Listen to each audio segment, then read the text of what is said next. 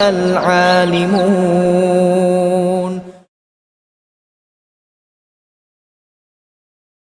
Bismillahirrahmanirrahim. Assalamualaikum warahmatullahi wabarakatuh. Alhamdulillahirabbil alamin. Wassalatu wassalamu ala asyrafil anbiya'i wa sayyidil mursalin Nabiyyina Muhammadin wa ala alihi wa ashabihi ajma'in. Wala hawla wala quwwata illa billahi rabbil alamin. Asyhadu an la ilaha illallah wahdahu la syarika lah wa asyhadu anna Muhammadan abduhu wa rasuluh. Allahumma salli wa sallim wa barik ala abdika wa rasulika Muhammad wa ala alihi wa ashabihi ajma'in. Wala hawla wala quwwata illa billahi rabbil alamin. Amma ba'd. Ikhwani wa akhwati fid din, azani Allah wa iyyakum. Alhamdulillah, kita baca hadis berikutnya dari silsilah kitab Al-Arba'un Al-Qalbiyah. An Abi Hurairah radhiyallahu anhu,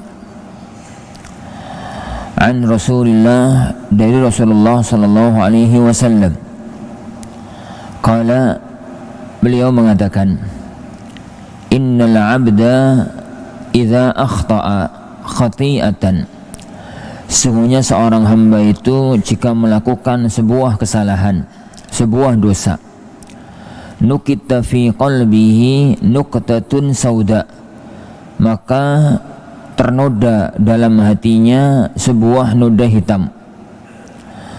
Fa in huwa naza'a wastaghfara wa taba, lalu jika dia itu mau berhenti, beristighfar dan bertaubat, suqilat, maka dosa ini noda hitam itu pun dihapus.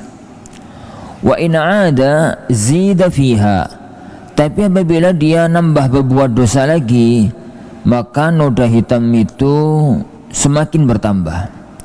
Hatta tughliqa qalbahu, yani sehingga noda itu sampai menutup hatinya.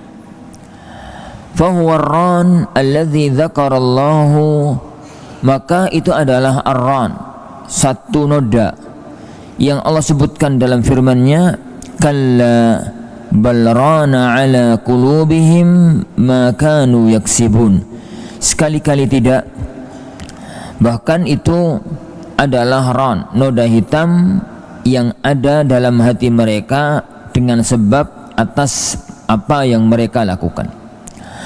Hadis ini diriwayatkan oleh Imam Ahmad, Imam Tirmidzi, Ibnu Majah, An-Nasa'i dan yang lainnya, dan dihasankan oleh Imam At-Tirmidzi rahimahullah.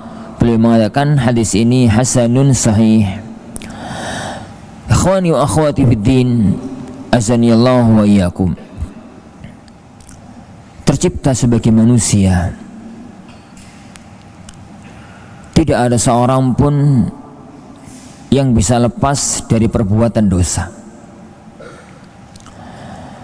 Karena unsur ciptaan manusia melewati proses yang tidak sama dengan makhluk-makhluk yang lain. Jika Allah menciptakan jin itu dari api, lalu Allah menciptakan malaikat itu dari cahaya, sehingga unsur jin itu selalu unsur yang berbau dosa dan maksiat. Sedangkan unsur malaikat itu unsur bersih, unsur suci, sehingga Allah Subhanahu wa ta'ala menyebutkan tentang malaikat itu dengan sifatnya la ya'sunallaha ma amarahum wa yaf'aluna ma yu'marun. Mereka enggak pernah maksiat dan mereka selalu mengerjakan apa yang diperintahkan kepada mereka. Tapi manusia unsurnya macam-macam dan melalui proses yang panjang. Allah Subhanahu wa ta'ala tatkala ngomong kepada para malaikat, inni ja'ilun fil ardi khalifah, Aku akan menjadikan seorang yang akan menghuni bumi, memakmurkan bumi, ngurusi bumi. Maka Allah Subhanahu wa ta'ala mengambil bahan dasar dari bumi, dari planet ini, dari bumi ini, dan mengambilnya dari semua unsur tanah. Mengambilnya dari semua unsur tanah. Tanah itu ada yang hitam, ada yang kuning, ada yang merah, ada yang hijau, nggak ada ya. Pokoknya dari semua unsur. Ada tanah yang gembur, ada tanah yang keras, ada tanah yang subur, ada tanah yang nggak subur. Dari semua unsur tanah. Dan itulah kenapa kok dalam banyak dalil Allah dan Rasulnya menyebutkan bahwasanya manusia itu min turab, dari tanah. Lalu tanah itu dicampur dengan air oleh Allah Subhanahu wa ta'ala. Tanah itu dicampur dengan air dan dibiarkan, yani bercampur dengan air, gak sampai menjadi lumpur, tapi tanah kecampur dengan air. Dan itulah makna tin, yang dalam beberapa riwayat bahwasanya manusia itu tercipta min tin, dari tanah liat. Tanah liat itu tanah yang kecampur air sehingga dia itu bisa dibentuk. Ini sehingga dia itu bisa dibentuk. Antum nggak pernah merasakan hidup zaman kami dulu. Kalau kami pada waktu masih kecil itu senengannya ngambil tanah-tanah di sawah terus dibentuk macam-macam. Jadi kuda, jadi sapi, jadi mbek gitu. Masih kecil. Jadi masa kecil. Sekarang anak-anak sekarang itu procot itu loh, nyekel HP. Ini heran aku bocah-bocah saya gitu. Metu lahir oleh sak jam itu loh megang HP, nonton online. Ini nonton drakor. Game online. Dari tin, tanah. Oleh Allah Subhanahu wa ta'ala tanah ini kemudian dibiarin. Kemudian dibiarkan. Kemudian Allah Subhanahu wa ta'ala membentuknya menjadi bentuk manusia. Dan itu yang Allah sebutkan bahwasanya Allah menciptakan Adam itu biyadaih, langsung dengan kedua tangan Allah Subhanahu wa ta'ala. Lima khalaqatu biyadayya. Kenapa kamu tidak mau sujud kepada orang yang, kepada makhluk yang aku ciptakan dengan kedua tanganku? Karena langsung dibentuk oleh Allah Subhanahu wa ta'ala, dan pembentukan itu di surga. Lalu oleh Allah Subhanahu wa ta'ala dibakar. Bentukan itu yang sudah berwujud, masih berwujud tanah liat, yang sudah berbentuk orang, itu dibakar. Tanah liat dibakar. Jadi apa Yohan? Jadi apa? Ya panas ket biyen ya kan, bakar panas itu ket biyen. Jadi tembikar. Ya kayak cowek, kendi, ulek-ulek gitu. Dan itu yang Allah Subhanahu wa ta'ala sebutkan dalam Ar-Rahman, bahwa manusia itu proses penciptaannya itu kal fakhar. Jadi melalui satu proses menjadi fakhar.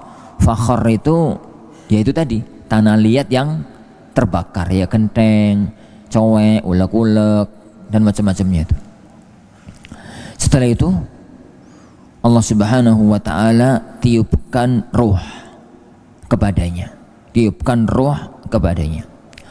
Ruh itu Allah Subhanahu wa ta'ala tiupkan dari atas, dari arah kepala. Jadi kepalanya sudah berubah menjadi kepala orang, tapi badannya masih tanah tembikar. Ke dada sampai di perut. Nabi Adam itu maunya berdiri padahal kakinya masih tanah. Jadi kakinya itu masih tanah. Lalu Allah mengatakan kepada Adam, kamu itu tergesa-gesa, maka semua anak turunmu nanti juga akan tergesa-gesa. Jadi baru kemudian Allah Subhanahu wa ta'ala mewujudkannya sebagai seorang manusia yang diberi nama Adam. Jadi unsur ciptaan manusia itu bahannya 4. 1 tanah, 2 air, 3 api, 4 udara. Dari mana udara? Pas waktu dijemurnya. Dijemur. Dijemur kapan anak ngomong dijemur? Dibakar. Tapi proses pembakaran itu tidak mungkin kalau nggak ngelewati udara. Jadi makanya ya kawan, jangan heran kalau manusia itu ada 4 macam. Ada orang tuh yang lembut, halus, selembut udara. Ada orang tuh ngomong jih, halus gitu. Ada orang tuh masya Allah membara, meledak-ledak kayak api. Ini ada orang noleh sama dia tuh, udah pak, ayo gelut. Api ya kawan, dia itu menang apinya. Ada orang itu lembut tapi nggak lembut-lembut banget karena air, seger, seneng gitu dengan dia, nggak lembut-lembut banget. Ada orang itu unsurnya itu tanah, menang tanahnya. Nah tinggal tanahnya tanah apa? Ya tanah Brogalan kayak tanah Surawo ya kayak wong Surawo. Tanah apa gitu? Ada yang tanahnya lembut, ada yang tanahnya kasar, gitu, macam-macam. Karena bahan dasarnya begitu ya kawan, maka orang itu nggak bisa lepas. Karena orang itu nggak bisa lepas dari unsur api, dia itu mesti kadang-kadang membara. Orang itu nggak bisa lepas dari unsur tanah, makanya kadang-kadang kotor. Tapi orang itu sak jahat-jahati kadang-kadang juga muncul udaranya, kadang-kadang lembut, kadang-kadang penak. Kemudian tatkala Allah menciptakan manusia, Allah meletakkan dalam dirinya unsur kebaikan, unsur keburukan. Allah menyiapkan dalam diri manusia itu bisa berbuat baik, bisa berbuat buruk. Dan itulah yang Allah sebutkan, wahadainahun najdain. Allah tuntun dia untuk melakukan 2 langkah. Makanya Rasulullah SAW itu mengatakan, setiap diri manusia itu ada malaikatnya, ada jinnya.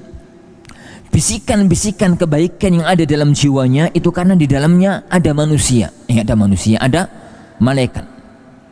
Bisikan-bisikan keburukan yang ada pada dirinya karena dalam dirinya itu ada jin.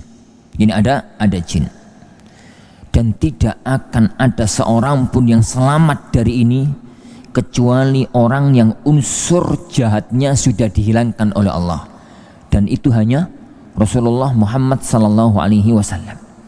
Karena beliau sallallahu alaihi wasallam unsur hitamnya, unsur jahatnya itu sudah pernah dibersihkan oleh Jibril 2 kali.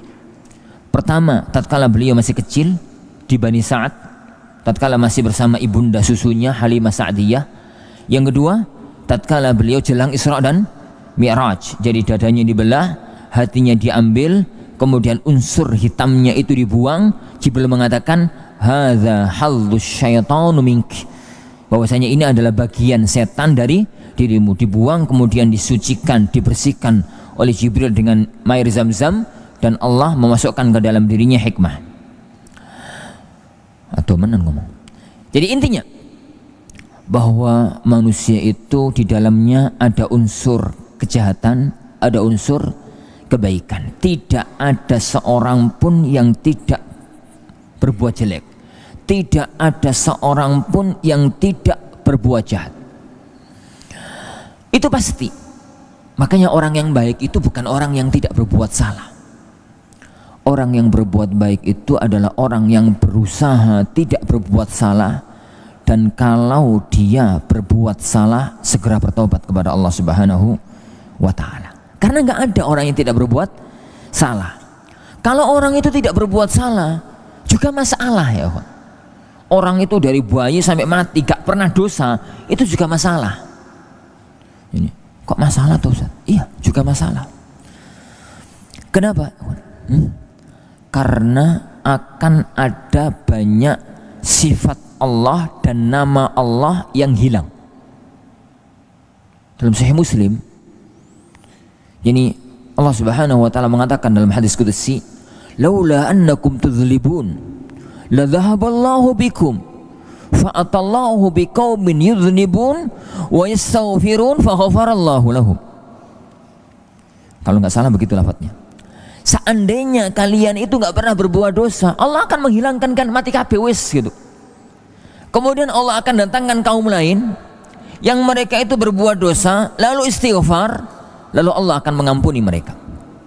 Maknanya ya Allah wa iyyakum, orang itu nggak mungkin kalau nggak berbuat dosa, karena akan banyak nama Allah, sifat Allah yang nggak fungsi.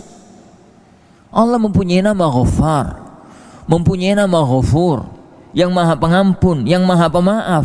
Lalu kemudian tidak ada manusia yang berbuat dosa, terus fungsinya apa? Punya nama Ghaffar, punya nama Ghafur. Allah itu punya nama Tawwab, zat yang maha menerima taubat, zat yang maha memberi taubat. Kalau kemudian tidak ada orang berbuat dosa dan tidak orang-orang bertaubat, namanya mau diapain? Maksudnya dibuang. Allah Subhanahu wa ta'ala yang itu mempunyai nama Rahman, mempunyai nama Rahim, yang maha pengasih, yang maha penyayang. Jadi kalau dan diantara sifat sayang adalah orang berbuat dosa bertaubat kemudian diterima taubatnya. Itu konsekuensi sifat kasih sayangnya Allah Subhanahu wa ta'ala. Kalau kemudian tidak ada, dikemanakan nama itu? Dikemanakan nama itu? Makanya Allah Subhanahu wa ta'ala mengatakan, laula tudznibu la dhahaballahu bikum. Seandainya kalian itu tidak berbuat dosa, Allah akan menjadikan kalian cepat-cepat mati wis gitu. Kemudian Allah akan datangkan kaum yang lain yang berdosa, tapi gak dosa terus dosa, berusaha tidak berbuat dosa, kemudian dia terjerumus dalam dosa, kemudian bertaubat, kemudian Allah menerima taubatnya. Kemudian Allah menerima taubatnya. Seandainya tidak ada dosa, maka akan muspro bahasa saya apa muspro itu? Akan sia-sia Allah menciptakan neraka. Akan sia-sia Allah menciptakan neraka. Akan sia-sia Allah menciptakan iblis dan jin. Akan banyak hal yang hilang dari kehidupan, dari syariat kalau orang itu tidak berdosa. Jadi dosa itu satu kepastian. Tapi jangan kemudian disalahpahami ya, yang anak katakan kalau begitu Ustaz bener ya jadi wong dosa. Ya enggak ya, orang baik itu orang yang berusaha untuk tidak berbuat dosa. Berusaha untuk tidak berbuat dosa. Anak katakan tadi ya akhwan, agar manusia itu tidak terpuruk. Anak katakan semua orang itu pasti berbuat dosa karena dua fungsi. Fungsi yang pertama, agar orang itu kalau terjerumus dalam dosa, dia itu tidak putus asa.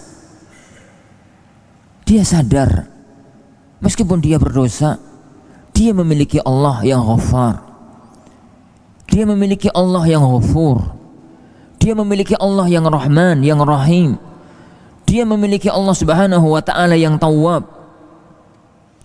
Tatkala orang itu berbuat dosa, dia sadar bahwasanya pengampunan Allah jauh melebihi dosanya. Pengampunan Allah Subhanahu wa ta'ala jauh melebihinya. Kata Rasulullah SAW dalam hadis qudsi, ya ibadi, yani law wasala dhunubukum ma'anana as-sama', seandainya dosa-dosa kalian itu nyampe langit, aku akan mengampuni kalian. Seandainya kalian datang kepadaku dengan berjalan, aku akan datang kepada kalian dengan berlari. Dan berbagai macam dosa, apa itu hadis-hadis yang lainnya.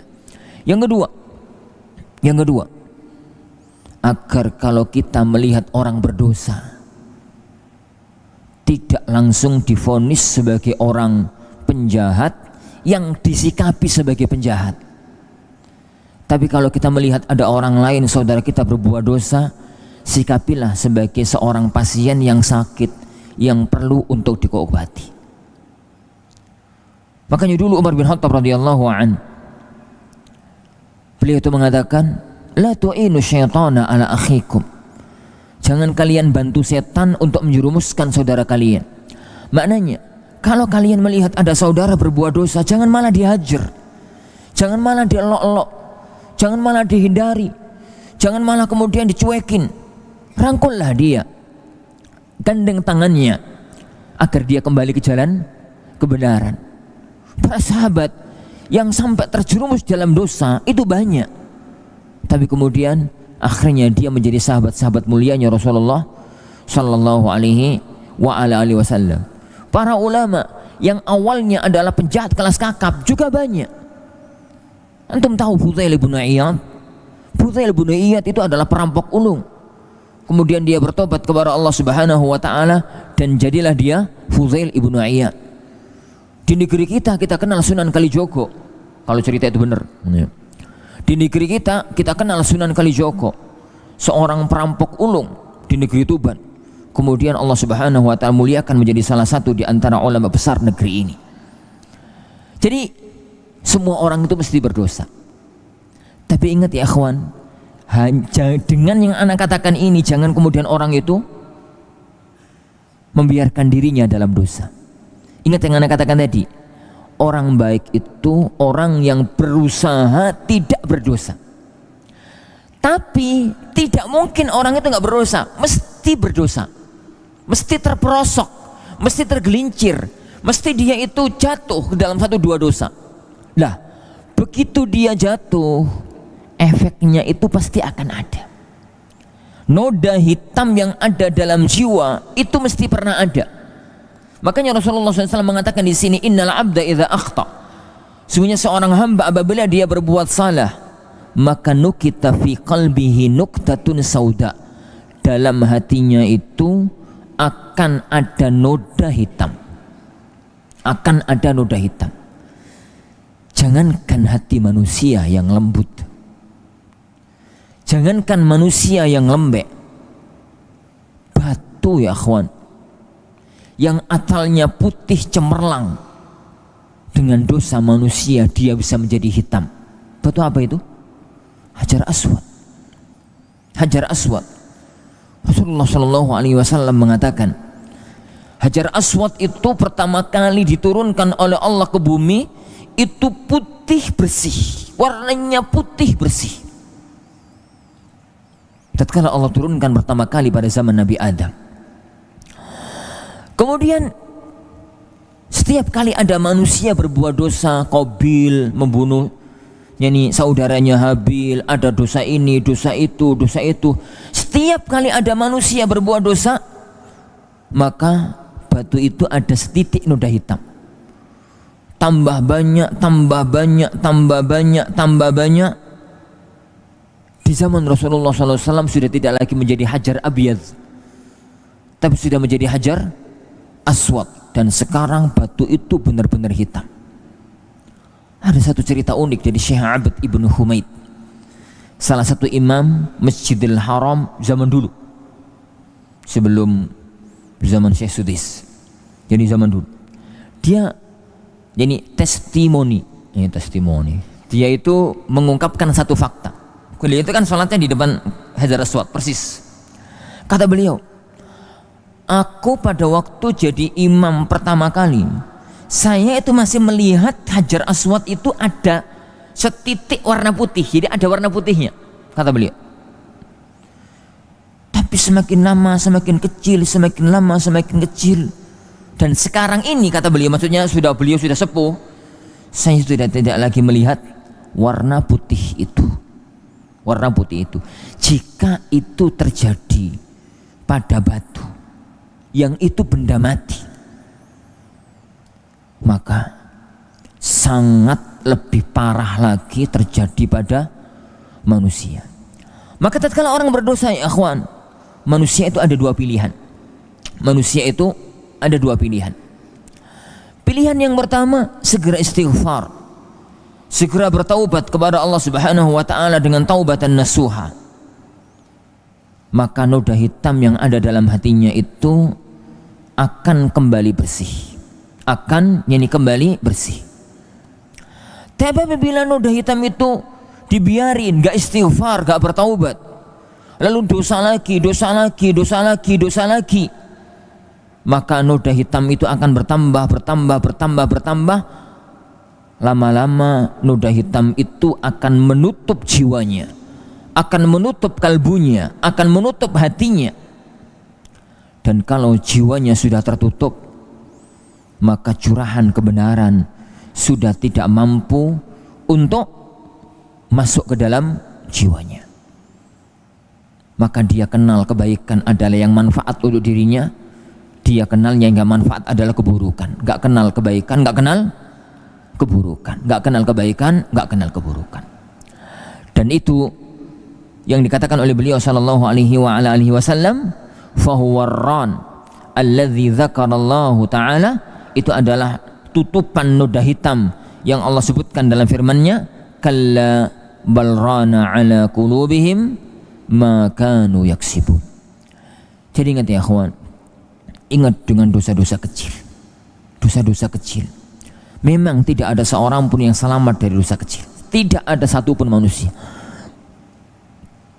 Tapi setelah orang itu berdosa, segeralah istighfar, segeralah bertaubat kepada Allah Subhanahu wa taala, dan tekadlah berjanjilah untuk tidak berbuat dosa meskipun nanti berbuat dosa lagi, dan itu pasti. Segeralah bertobat kepada Allah Subhanahu wa taala agar hati kembali bersih. Agar hati kembali bersih. Al-Imam Al-Ghazali rahimahullah dalam Ihya Ulumuddin, beliau membuat permisalan. Hati itu ibarat kaca. Hati itu ibarat kaca. Kaca itu, kaca rumah maksudnya, itu mesti ada debu. Gak mungkin gak ada debu.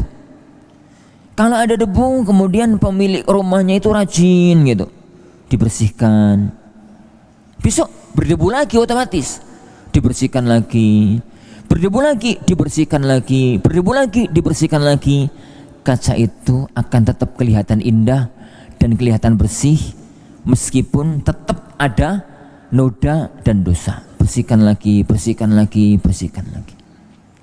Tapi kalau kemudian kaca itu kena dosa, dibiarin, sekarang kecil dosanya, tipis, sedikit, besok dosa lagi, dibiarin, besok dosa lagi, dibiarin, lama-lama dosa itu akan numpuk, kacanya menjadi kotor, katanya menjadi menjijikkan, kemudian kacanya sudah tidak lagi kelihatan kaca, yang nampak adalah kotoran. Dan itu adalah ron. Dan itu adalah ron. Dalam bahasanya Syekhul Islam Ibnu Taimiyah rahimahullah ta'ala, yang dinukil oleh muridnya Ibnu Qayyim dalam Ad-Da' wad-Dawa atau Al-Jawabul Kafi, beliau itu mengatakan, jadikan hatimu itu kayak kaca, jangan jadikan hatimu itu kayak spons. Seperti spons. Kaca itu kalau sama-sama ternoda, kaca itu mudah untuk dibersihkan dengan taubat. Jangan jadikan hatimu itu putih, bersih, tapi kayak spons. Begitu ada tetesan warna hitam, gak bisa dicuci, gak bisa dibersihkan. Besok tetesan warna merah, besok karena warna biru, besok karena warna hitam lagi. Lama-lama menghitam, putihnya hilang tanpa bisa dibersihkan. Padahal kesucian hati, kebersihan jiwa mempengaruhi segalanya, mempengaruhi semua cara pandang kita memandang hidup, semua cara pandang kita dalam menghadapi kehidupan, sebagaimana yang telah kita bahas ini dalam pertemuan yang kemarin.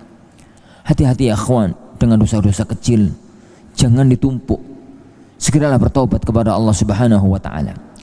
Dalam riwayat Imam Tirmidzi, dan dengan ini Anda tutup majelis, Rasulullah sallallahu alaihi wasallam mengatakan, iyyakum wa muhaqqaratidz dzunub.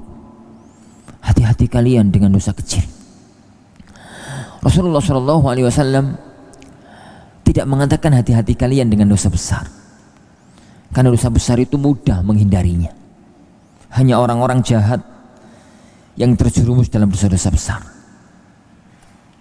Rata-rata orang itu terjerumusnya dalam dosa-dosa kecil.